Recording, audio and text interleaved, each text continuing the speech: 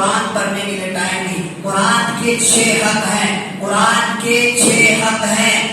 جو مانے گا وہ فلاح پائے گا دنیا میں بھی اور آخرت میں بھی, اور جو نہیں مانے گا وہ دنیا میں اپنی موت مرے گا, اس کا کوئی پوچھنے والا نہیں ہوگا. میرے بھائیوں, پہلا حق کیا ہے؟ پہلا حق یہ کہ قرآن پر ایمان لانا, اسی کو دستور ماننا, اسی کو قانون ماننا, اس کو فالوورز بنانا, اس کے فالوورز بننا, اس کے فالوورز بننا. نمبر 2, اس کی تعظیم کرنا, اس کو بلند جگہ پر رکھنا, اس کی اہمیت کو سمجھنا اور اس کی باتوں پر عمل کرنا. نمبر 3, اس کو سمجھنا, اس کو سمجھنا. ایک میسج آئے گرل فرینڈ کا, بوائے فرینڈ کا, اسکول سے, آفس سے, تو اس سے یہ سمجھے بغیر چین نہیں ملتا. اگر اس میسج کو ہم سمجھ نہیں پاتے تو اس میسج کو سمجھنے کے لیے کسی عالم کے پاس, جاننے والے کے پاس, کسی پروفیسر کے پاس, کسی ٹیچر کے پاس جاتے ہیں کہ اس میسج کا مطلب کیا ہے. میری کمپنی سے یہ میسج آیا, اس کا مطلب کیا. میرے اسکول سے یہ میسج آیا تو اس کا مطلب کیا. کبھی بچہ اگنور کرتا ہے, اس میسج کو پڑھنے کی کوشش نہیں کرتا, تو ماں باپ دوسرے کے پاس جاتے ہیں کہ میرے بچے کے اسکول سے یہ میسج آیا ہے, اس میسج کا مطلب کیا ہے. ایک ادنا سا میسج جس کی دنیا میں تھوڑی کامیابی ہو سکتی ہے, آخرت میں اس کا کوئی جزا نہیں ہے, آخرت میں اس کا کوئی بدلہ نہیں ہے, اس کو سمجھے بغیر چین نہیں آتا. کبھی اس کے پاس جاتے ہیں, یہ نہیں بتاتا, اس کے پاس جاتے ہیں, لیکن قرآن کا میسج آ رہا ہے, قرآن کا میسج آ رہا ہے. ہم کسی کو یہ دیکھتے ہوئے نہیں دیکھتے, یہ سنتے ہوئے نہیں سنتے کہ کوئی شخص یہ پوچھ رہا ہو کہ وقال الرسول یا ربی ان قوم اتخذوا هذا القرآن مهجورا. ہم ایک ایکٹرس کی تو بات کرتے ہیں, اس ایکٹرس نے اس فلم میں ایسا رول پلے کیا, اس ایکٹر نے اس فلم میں ایسا رول پلے کیا, ایسی اس نے اپنی آواز بنائی, اس نے ایسا کیا, وہ بڑا بزنس مین بن گیا, وہ بڑا بزنس مین بن گیا. اور ہم یہ سب تذکرہ تو کرتے ہیں, لیکن قرآن کے آیت کو لے کر کسی عالم کے پاس گئے ہو, کسی جاننے والے کے پاس گئے ہو کہ بتاؤ اس آیت کا مطلب کیا ہے. آج گھروں میں, ہماری گھروں میں قرآن کی تلاوت کی آواز نہیں آتی. بتاؤ ہم سے بڑا بدنصیب کون ہے کہ قرآن جو معجزات دے کر اللہ کے نبی ہمارے ساتھ چلے گئے, ہمارے گھر کو دے کر چلے گئے, اس قرآن کو ہم نے چھوڑ دیا, اس قرآن کو ہم نے چھوڑ دیا. نمبر 4, اس کے ایکشن پلان پر عمل کرنا, اس کے جو آرڈر ہیں, اس کے جو آرڈر ہیں اس کو فالو کرنا, اس پر چلنا.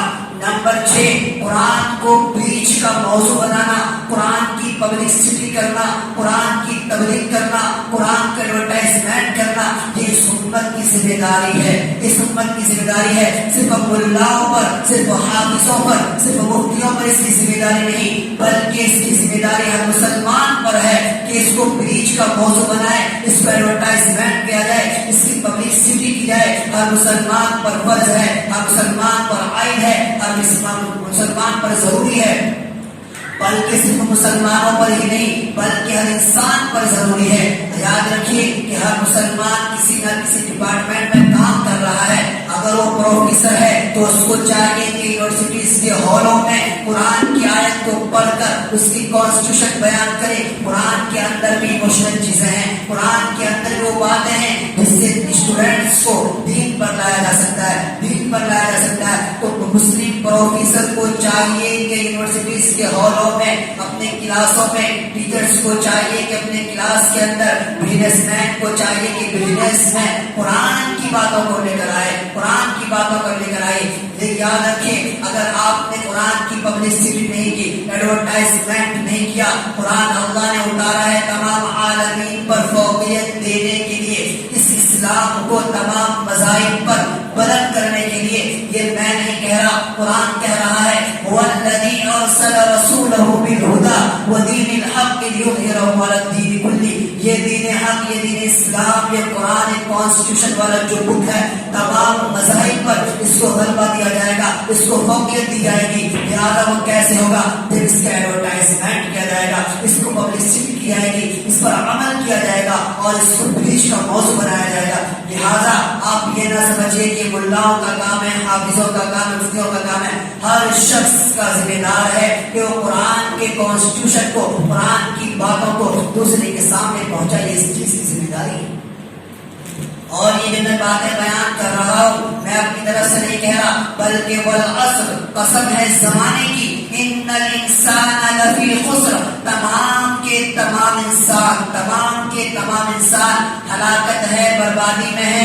کون ہے جو ہلاکت و بربادی میں نہیں ہے؟ کون ہے جو کامیاب ہے دنیا میں بھی اور آخرت میں بھی؟ الا الذین آمنوا وعملوا الصالحات، مگر وہ لوگ جو ایمان لائے اور دوسرا نیک عمل کیا۔ تیسرا کیا چیز دیا؟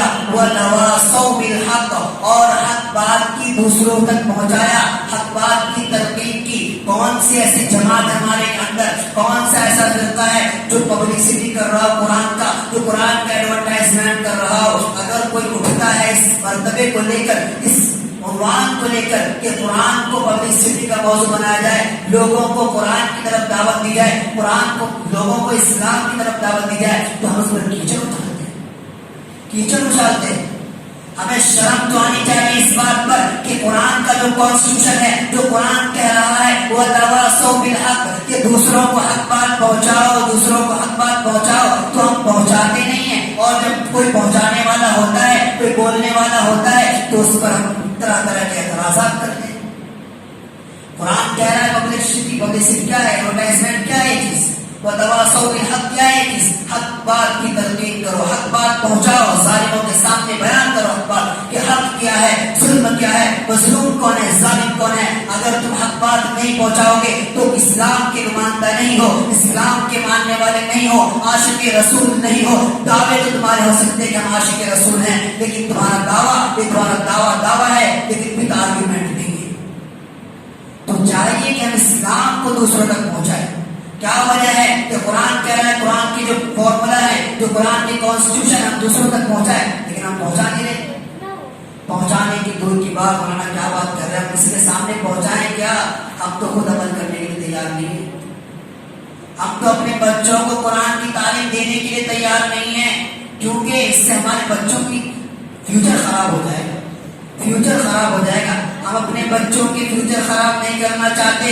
خدا کی قسم، اگر اس قرآن کے پڑھنے سے، اس قرآن پر عمل کرنے سے اگر فیوچر خراب ہوتا، اگر دنیا کی کامیابی خراب ہوتی، تو اللہ تبارک و تعالیٰ جھوٹے نہیں ہیں جو کہتے ہیں وَأُولَٰئِکَ هُمُ الْمُفْلِحُونَ، کہ قرآن پر عمل کرنے والے، سنت رسول اللہ پر عمل کرنے والے وہی کامیاب ہے۔ قرآن جھوٹا ہو جاتا۔ لہٰذا میں دعوے سے کہہ سکتا ہوں، اگر آپ کا یہ عقیدہ ہے، اگر آپ یہ سمجھ رہے ہیں کہ قرآن کے پڑھنے سے ہمارے بچے کی فیوچر خراب ہو جائے گی، ہمارا بچہ اس مقام و مرتبہ تک نہیں پہنچ پائے گا، تو سن لو، تم یہ جھوٹا ہو سکتے ہو، تمہارا یہ جھوٹا ہو سکتا، دعویٰ جھوٹا ہو سکتا ہے، لیکن قرآن یہ جھوٹا نہیں ہو سکتا۔